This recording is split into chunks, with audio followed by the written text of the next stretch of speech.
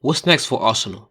Well, that is what I'll be trying to explore as I preview what I think will happen to Arsenal this season and how they could get back to the top 6 spots.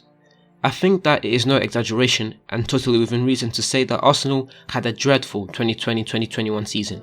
At the beginning of the season, there was some hope. They managed to keep their best player aubameyang and somehow managed to attract Thomas Partey from Atletico Madrid, a player that was highly rated by most clubs in Europe. Arsenal also had a nice score of young players coming through. In short, there was faith that Arteta could do something special with the team he had. However, as we would later on find out, Arsenal underperformed massively. For the second time in a row, they finished 8th, and there was even a time during the season where they were flirting with the relegation zone. Arteta is in high pressure, he must deliver. For Arsenal this season, the aim should be to finish in the top 6 or go home. That is how I want to start this preview. Can Arteta cope with the pressure while at the same time doing well in the cups? In other words, how thick is his skin? After the disaster that was last season, Arsenal fans are beginning to get fed up with all the empty promises. A manager cannot get all the blame for what goes on inside the pitch, but that would be the case if it was just only a few players underperforming or some areas in the pitch that needed work. With Arsenal, it's everything. The shaky defense that can't keep a clean sheet, the lack of creativity in the midfield, and the poor efficiency up front. This is where the manager comes and fixes the problems. This is where Arteta needs to come through. There is no clear plan, no clear path. Even last year with Chelsea under Lampard, although they were underperforming, you could tell that what he was doing with the team and the plans for the future. Arteta looks lost at times. Even when trying to figure out what happened last season, there is no clear answer. They just underperformed. The biggest challenge for this team this season, in my opinion, will be to see how far Arteta can go. Okay, we can only blame a manager so much.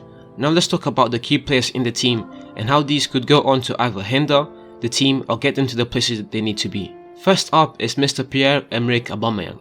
Just 2 or 3 seasons ago, Aubameyang was one of the best strikers in the world. Clinical, efficient and damn fast. He scored 22 goals in back-to-back seasons and was the star shining brighter at the club. However, last season he hit a wall. The whole club did. Aubameyang scored 12 less goals. Those 12 less goals could have made a massive difference last season. And if Aubameyang had come through with the end product, maybe they wouldn't have ended up so low as they did. After Arteta, Aubameyang will be a big factor in whether Arsenal succeed or bottle it once again this season. The 32-year-old striker needs to come through. If he doesn't want to be at the club, he should force a move.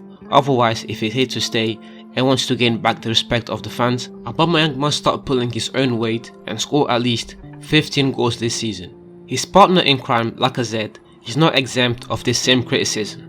To be fair to Lacazette though, he did go on to score 13 goals. He did his job as the second man in command. But as the second man in command, when the other one isn't doing his best, he should have come through, and Lacazette just pretty much kept the same output he had been delivering in the last few seasons, 10 to 15 goals.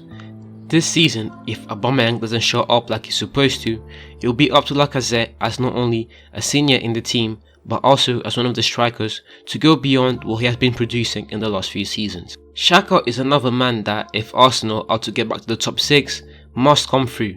Xhaka is a good player, he does his job in the midfield, but the problem is his immaturity, sometimes leaving the team in very sticky situations.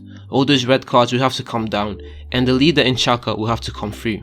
Saka is an emerging star at the club. I don't want to put too much pressure on the youngster, but some expectation will have to fall upon his shoulders as he develops. Saka had a great Euros. The final wasn't ideal, but he proved himself as one of the best young talents in England. This season, we have to see that from Saka. If he can hit 10 to 15 goals, 6 to 10 assists and keep up the same high level of performance he has proven to be able to produce, Arsenal will be one step closer to the top 6. And finally, Odegaard. Odegaard was a great acquisition. Hats off to Arsenal for being able to attract young talent of this level even during struggling times. But that just shows why they must get back on top. The same that I said about Saka pretty much applies to Odegaard.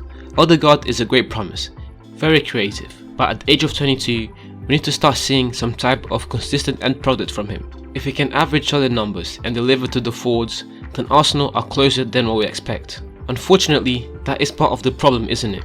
For Arsenal to get back into the top 6, which is their main objective this season, all of their players will have to step up and Arteta will have to show some type of plan or vision. I only talked about 5 players, and I pretty much asked all of them to be outstanding and consistent, which is highly unlikely.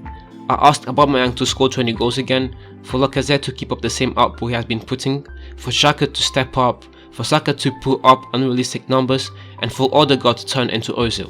I haven't even talked about Ben White, Partey, Pepe, etc. Arsenal have a lot of work to do.